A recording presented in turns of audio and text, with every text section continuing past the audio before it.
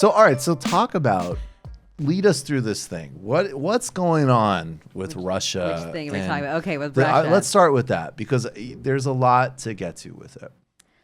There is. I mean, basically, and this came out in this news cycle an eternity ago. I think it was on Saturday. The New York Times had a big piece about how the United States and Cyber Command, Cybercom, as they call it, was basically going on the offensive when it came to cyber operations and coming up with ways to infiltrate Russia's electrical grid, which isn't the first time that something like this has necessarily been brought up or reported. Like, it wasn't really so shocking. And we know, obviously, the cyber warfare has become a key and critical part of what any nation is doing as part of their national security and defense. And of course, Russia has been a very aggressive actor in this state too, where they've launched massive cyber attacks where they did shut down the grid in Ukraine for a couple of hours. There were some reports coming out that they had accessed, I think it was like a nuclear plant somewhere here in the United States. I thought that was debunked. Was it? Well, I think that it wasn't. Was it the same story? Honestly, I do remember there was one story that was debunked, but then I think that there were other stories, but they haven't ever done anything with it, right? The whole game thus far has just been, look, we have the capacity to potentially implant ourselves, access certain things. There was also another story where I was listening actually to The Daily, where Michael interviewed David Sanger, who was the reporter on this story, about a case in 2008 when Russia had just sprinkled USB drives around military bases, and then people, US military personnel used them and put them into the system computers, and that gave Russia access to all this communications, classified communications by the Defense Department, to where they were so unprepared that at one point they were just gluing shut the USB holes on computers. And so the things that are going on. But he also pointed out that was in 2008, and the United States didn't even have, obviously they had the NSA, but they didn't have a cyber command yet at that time.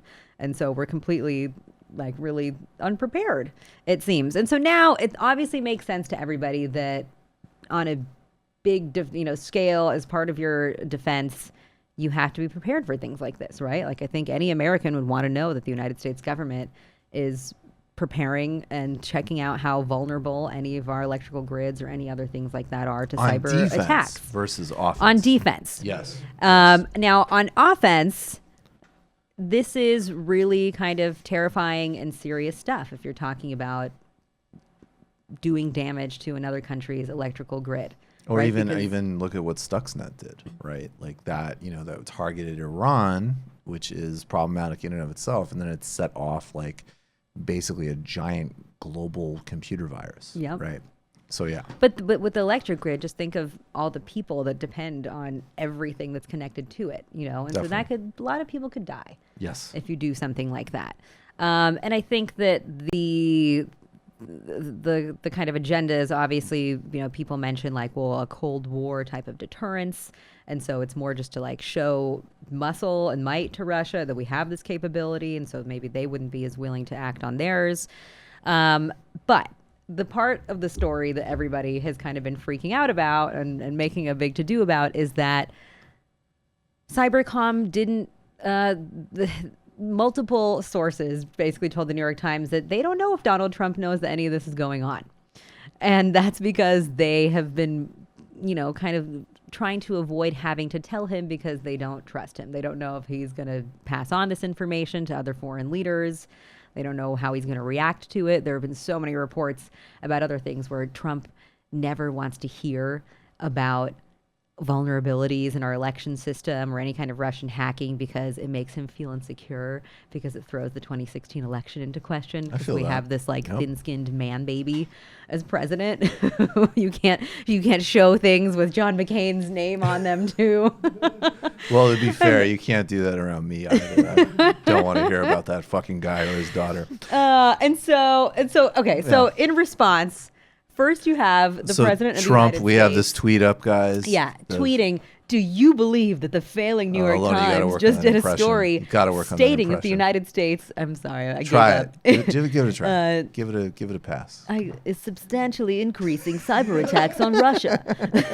Now I feel like I just sound like you. I like And he it. called this an act of treason by a once great paper. So first he called So it desperate for a treasonous story. to report on this. Yes, And then which in is his a pretty next pretty tweet, big escalation. and he goes, also not true.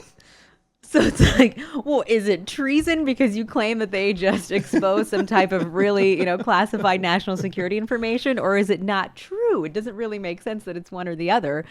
And of course, the New York Times then came out and said, like, actually, the way that we do with most of our national security reporting, we did warn the government ahead of time that we were going to publish this. We asked them if there was anything that would be so damaging to national security that we can't put it out there, and they didn't say no. Wait, so you know what Trump is doing here, though?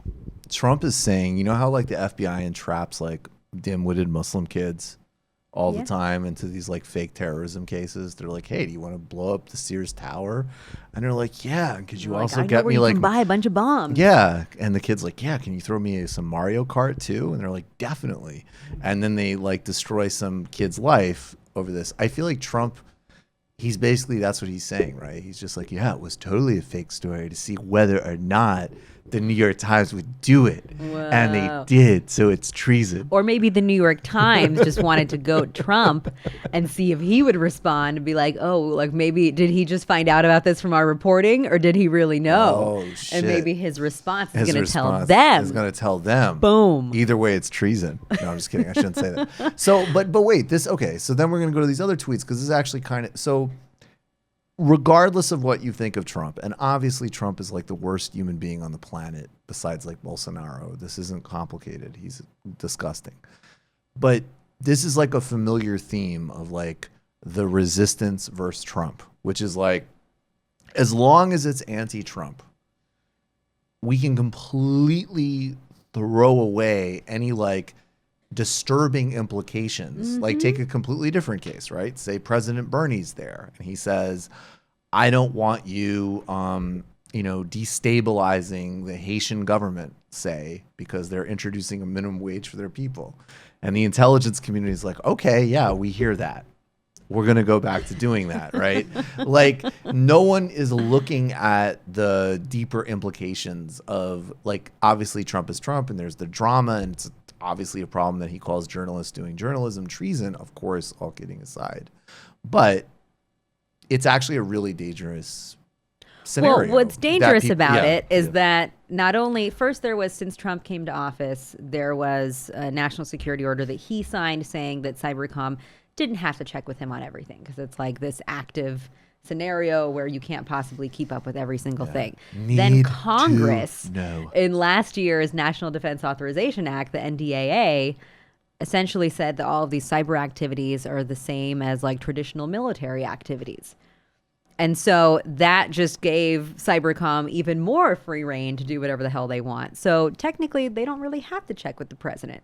But that should be disturbing to all of us, right? Absolutely. Because we're supposed to have a military that is controlled by a civilian branch at the end of the day. You know, we're not a military state. You have unelected officials here otherwise at the military just doing whatever they want to do without checking with the president. And yes, this president is a, dangerous and scary individual for a lot of reasons, but people are so hyper-focused on him that they're kind of missing the forest for the trees, which is, oh, now you also just have this kind of increasingly expanding powers that, the Cybercom and the military have. And I'm not one of those people that likes to like go on and on about the deep state and whatever, but this is at the same time very true. Here you have people who they'll probably still be there, a lot of them, after Trump leaves, maybe even after the next president.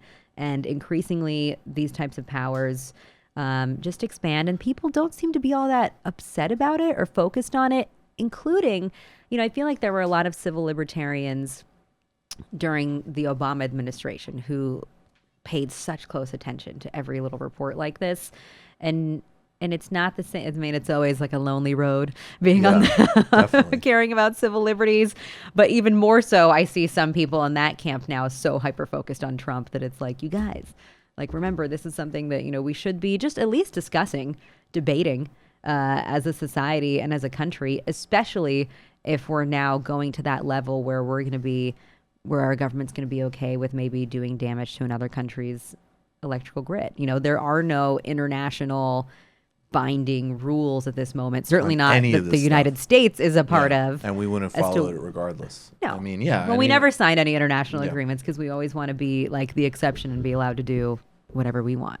So let's pull up some of these tweets that go along with what you're saying. So this is Glenn Greenwald making the point that you're making, basically, right? The Pentagon is purposely hiding extremely sensitive and highly dangerous military operations from an elected president because they fear they'll tell them to stop. Anyone who thinks the U.S. is a deep state that acts without accountability is an unhinged conspiracist. Yes, I mean, that's sorry to say that Glenn has a good point. And a very guys. Glenn point. Very Glenn point, very accurate point.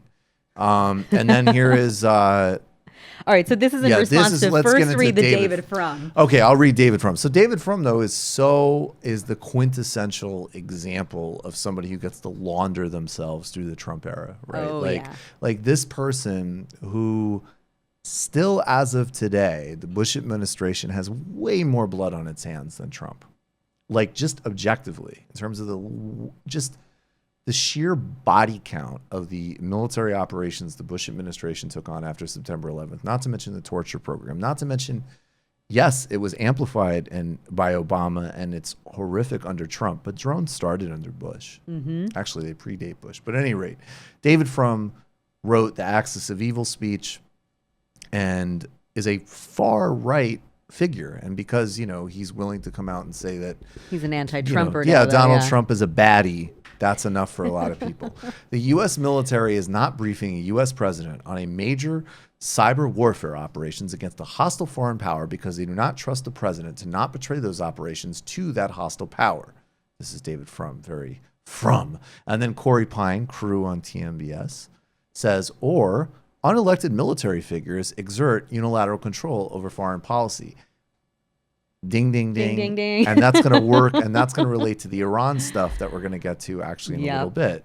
So, I mean, I think there's a whole set of things like this, though, where people are missing major institutional problems and precedent because they're so fixated on a grotesque, dangerous, all the adjectives you can use. I'm not minimizing any of them. Donald Trump is a huge problem. But there's no strategy, no analysis beyond that. But it was the same thing with Obama because, there was a whole wing of the political establishment that was so enamored, right? With That's the right. kind of like cult of personality that surrounded him that they also willfully ignored and avoided having to really see what was going on. And of course, you had incredible reporting through all those years. Especially like the Washington Post, right? Did they do the Top Secret America, where they showed how many people you have who have top security clearance, who aren't even full-time government employees, the contractors, just how much this sprawling state keeps growing and growing. And there was a lot of really good national security reporting all those years, but I just feel like they're never the things that make headlines. It's never what you see being discussed on cable news. It's not even what you really see being like a hot story on Twitter or trending on Twitter. No, and when the NSA and I get story- it's like it's dense, and a lot of people feel like it's probably out of their purview, out of their control. You have the experts handling it, but it's really some scary stuff that we're dealing with. Well, we'll get to Iran in a second, but I mean, this is the same point. This is Marco Rubio. This is little Marco. Career military Little commanders, Marco. not politicians, have dictated U.S. force posture in the Middle East based on their informed and expert assessment. Those who continue to raise doubts about the threats are basically calling these military leaders liars.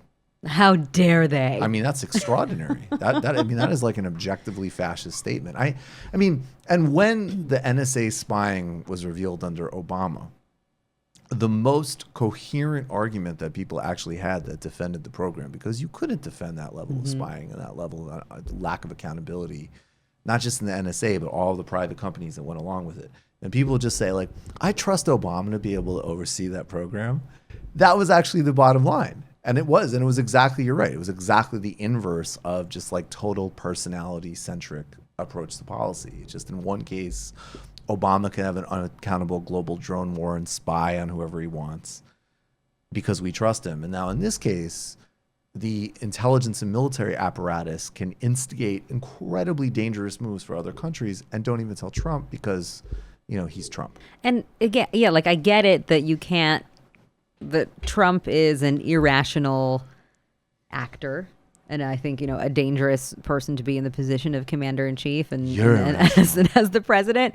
But that doesn't mean that we have to just throw all of our eggs in like the intelligence community and, the defense community basket as if like they're going to be our saviors. And I feel like we've seen it time and time again throughout it's also this whole like, how did administration. those people get? Yeah, but and I think it also does go back to Obama and Homeland and this whole like.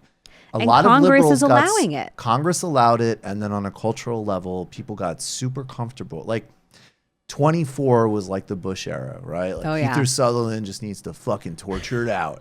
But then like Homeland was all like, well, yeah, we have to go and kill a bunch of civilians, and we have to have these ridiculous operations, but like we're sad about it, and we know foreign languages, and that made the people with that cultural affinity feel comfortable.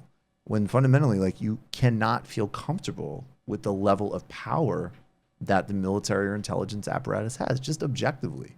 You don't even need to view it negatively. It just is hugely dysfunctional and disproportionate. You're just, sorry, I was zoning out because now you're making me feel like I should have watched Homeland. I didn't know it had this like sensitive emotional streak. Oh, it's terrible. I got through one season and I couldn't do it. Because 24. No, 24 was I was fun. in college when 24 was on, and we had viewing parties. Oh, no, 24 every was Monday fun. night when it was on, and like nobody was allowed to talk. We'd turn all the lights off. Homeland sucks. Wow. Homeland sucks. Wow. Wait, have you watched any more of Chernobyl since we last spoke? Yes, I watched the first 3 episodes of Chernobyl. Yes. Was it as bad as? No, I'm just playing. It's just. Oh. I was born that year, so who knows what impact it may have had on me. Your tracksuit is glowing. But just talk about something that is so incredibly dark and sad and grim, and shows you the extent to which, in the interest of protecting the reputation of the state, the things that will happen and the things that people will go along with. The lie structures are terrifying, incredible. And again, I'm not gonna, it's totally terrifying. And I don't think it's, there's a lot of parallels with how, it's obviously not at the same extreme, but when you like purge people from the EPA that are giving you honest reports on climate or whatever else, I mean, it's all in the same kind of continuum. Not even to mention, God knows the amount of malfeasance and lies that corporate America has on a daily basis, just even about like whether or not a pharma product is comfortable for somebody. So it's just like, but yes, the way it takes I'm getting days. Depressed. I'm just gonna. Don't worry, we're gonna pick you up. Sit back and drink. It is. Next time I love when we get yeah. You know what it is? Hey, you picked the depressing stories. I feel when we first talked about it, I was like, I was like, Alona's like, you know what? We can do stories on science. We can check this whole other issue set. And Alona's like, I want to talk about the deep state, Russia, and then Donald Trump's terrorism for immigrant communities. And I think that will really up the emotional tempo. You just caught me on a weird week where I was like reconnecting somehow with some national security news. Yeah. Well, because I had a really bizarre couple of weeks, the last weeks, guys. I was telling Michael that life almost led me down a path where my husband and I became goat farmers in Hawaii at a farm making artisanal goat cheese. Could have done it via Skype. We still would have worked something out. Could have just done it. So I really was convinced that I was like leaving all of this behind and starting this whole new life. It didn't work out or turn out for various reasons, which I was actually relieved because I wasn't really that stoked on moving to a like tiny tropical island in the middle of the ocean that I feel like is going to get swept up and. Feeling I was already getting anxiety about being isolated. It's not going to happen. Global warming isn't real. Don't worry about it. I'm learning from Chernobyl. Yeah. Oh my God. Okay, so I'm back, not a goat farmer anymore. So you're just like, Mom, Dad, we're not doing it. Don't worry about it. I'm not going to be in the middle of nowhere. And but thank you to my husband for being open to that, for being like, you know what?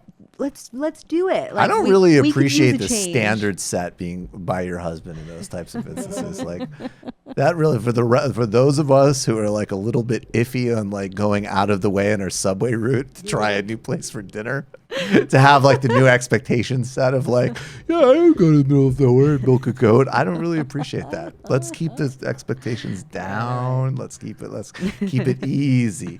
You've just watched a Michael Brooks show video, and you can watch all of our full main live shows every Tuesday night at around 7 p.m. Eastern Time, and subscribe to get all of the clips you want. We're covering the globe. We're focusing on international relations, the intellectual dark web. We're having fun. We're doing deep dives with a lot of amazing guests. Of course, become a patron for the whole thing at patreon.com/TMBS, or subscribe to this YouTube channel and help us keep growing and get that content out there. Subscribe below.